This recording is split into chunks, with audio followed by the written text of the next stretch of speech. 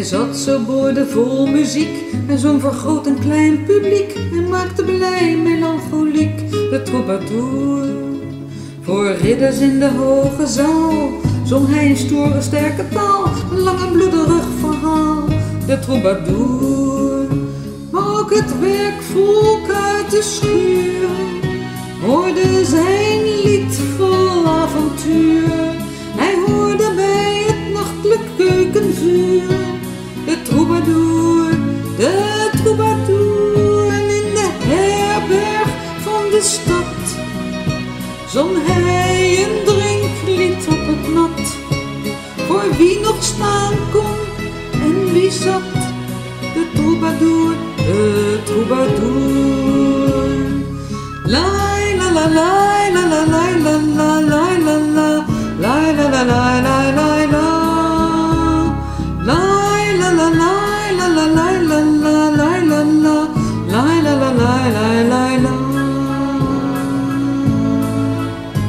Hij zong in kloosterstil zijn lied van een mirakel dat geschiet, ook als geen mens het wonder ziet, de troubadour. Van vrouwen in fluweel of grijs bracht hij de harten van de wijs. Zijn liefdeslied ging mee op reis, de troubadour. Hij zong voor boeren op het land een kerelslied van eigen hand. Hij was van elke rang en stand, de troubadour, de troubadour. Ze zong hij heel zijn leven lang zijn eigen lied, zijn eigen zang. Toch gaat de dood gewoon zijn gang, de troubadour, de troubadour.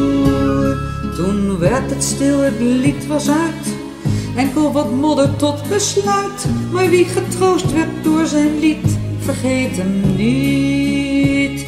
Want hij zat zo boordevol muziek, hij zong voor groot en klein publiek en maakte blij melancholiek de troubadour. La la la